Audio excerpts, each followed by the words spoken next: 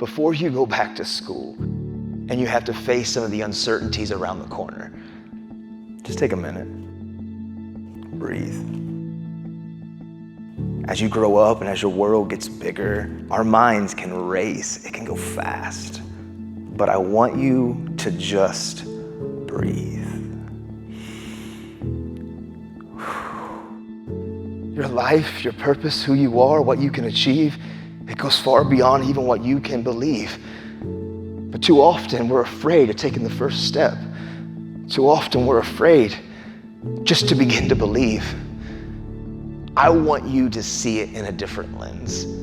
I want you to begin to get excited to know that maybe some of the fears and maybe some of the uncertainties could be the greatest tool that you will ever have. I get it. A lot of times you may not know what your purpose is. A lot of times you may not know exactly what's around the corner. What do you want to do with your future and your life? I don't need you to have the exact details carved out, etched out, set in stone, but I need you just to begin to find a direction, to begin to find something that you're passionate about. Some of you, maybe it's music, maybe it's entertainment, maybe it's becoming a psychologist, a psychiatrist, maybe it's a counselor, maybe you want to start a company, maybe you're a fashion designer. I don't care what it is, but this is the place that I need you to take a moment and pause. What is it that lights you up on the inside? If you could do anything, that area in your life that honestly, that has like this rhythm that you would long to do with your life. You see, that place that's deep inside of you, that place is also what I think about the word of anxiety and depression. See, those areas, there's sometimes something that you were born to achieve, you were born to become, but we have fears that keep us, we have fears that stop us. And all I can say is, I don't have all of the answers, but I know what's worked for me. Because for me, it's when I got to the place where I stopped caring and I found the courage to step into my story. I found the courage to be uncomfortable, because uncomfortability is where real things change. I know when I battled with some of these negative emotions of depression and anxiety and uncertainties, when I saw it the wrong way, I would be afraid to face it. But when I realized if I will face it, if I will not be afraid of being vulnerable and being transparent and using words like anxiety and depression as not a negative place. And I know we don't get excited about the thought process, but just hear me out. What if you flipped it on its head? What if you began to realize that the perspective of those spaces and those emotions and those places could be the very tool that helps you find your why, helps you find your purpose.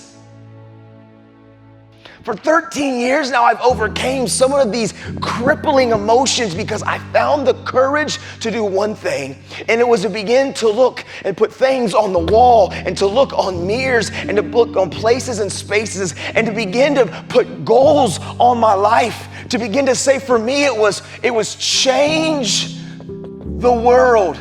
For me, it was beginning to understand that I don't know what it looks like. I don't always know what it means, but every single day, will I stop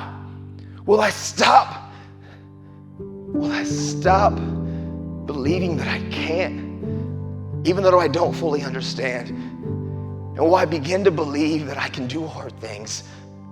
I can step into uncomfortable. It may not be perfect, but every single day, can I find a small win? Every single day, can I just do the next thing? Too often we think of the big picture. We think of the details, and every detail has to be perfect. Or maybe it's just moving in the direction. Maybe it's just knowing that you can wake up and you can get out of bed and that you can brush your teeth and that you can do what you need to do to get to that first class and just continue to have small wins. See, this is where we begin to take the deep impression, the depression, the anxiety, the paralyzing thoughts, and begin to take it one step at a time. One small choice to two small choices, one small win to two small wins. And when you begin to become consistent and just do the next thing, You can think your life is meaningless, or you can think that every choice I make has a ripple effect. Why? Because you have a purpose. You're unique, you're scarce, you're rare. Science proves that you're a one of one. Wait now, you're a one of one. See, your fingertips, your fingerprints, anything that I touch can always be identified as me. And anything that you touch can always be identified as you. There is no other you. And if you're a one of one, that means you're rare, you're scarce, and you're unique. The world puts amazing value on things that are rare, scarce, and unique. See, when you look at things in a different lens, in a different light, there's always a choice. There's a place where my life can be meaningless and everything that I do, why do I even try? Or there's a place where everything that I do has purpose and it matters. See, it's always which way will I see it? And what I'm saying to you is this. Depression no longer to me is something that works against me. Anxiety is no longer something that works against me. I've learned to see it as a tool because pressure, if it's not dealt with appropriately, it creates energy in this motion of something trying to get out. And if it doesn't find the right way out, that pressure can cause destruction and disaster. But pressure, it's also what's used to make diamonds. Pressure and energy and fire can create something of immense value. And so what I've learned to do when I think about the word depression, I can't help but think of the word the depths. I can't help but think of this word that has this inward feeling, this inward place. There's something deep inside of all of us. Depression doesn't have to be negative. Depression can be a tool that can help me learn that there's a place and a space for me to climb. That honestly, there are dreams and there are goals and there are things that you were born to achieve and that you were born to do. See, what helped me is to also find my why in my depression and in my anxiety.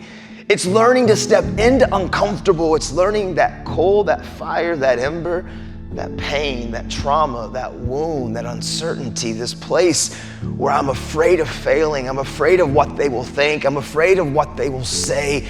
It's learning to stop giving a care about any of those things, but understanding your why, understanding who you are will be birthed and you finding the courage to step into your story, not being afraid of that thing inside of you, that deep space, depression, anxiety. It's learning to use it for you and not against you. I know sometimes when we talk about depression and anxiety, it can be uncomfortable. It can be fearful.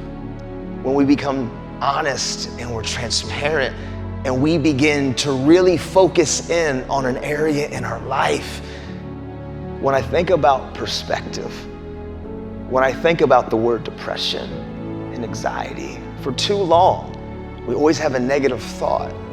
We have to think that we have to get rid of that feeling and that emotion. And here's what I'm saying. You know, there has to be a place where you begin to actually believe that you can do hard things. And maybe you don't think that you can, but you can. Depression, anxiety, these internal emotions that we don't always find to be comfortable.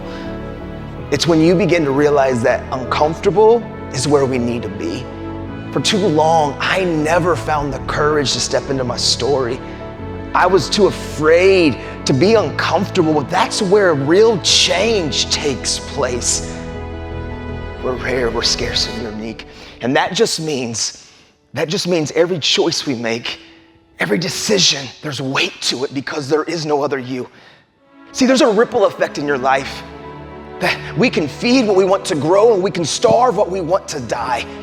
And when you begin to have the perspective of sometimes the negative energy, the negative emotions, the negative ways that you see the world, if you could just turn it on its head, if you can really begin to look at that bottle as not half empty, but as that bottle is half full, you can understand that every choice, every decision that I make carries weight.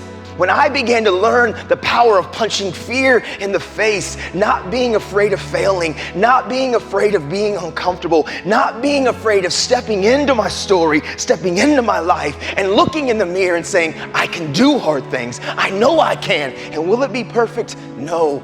Will at times we make mistakes, and will at times will it not be our best moment? Yes. but that's okay. That's part of the process. That's part of the journey. I live my life now at a place where I would rather confront, fight, and even fail than settle for just the comfort of staying the same.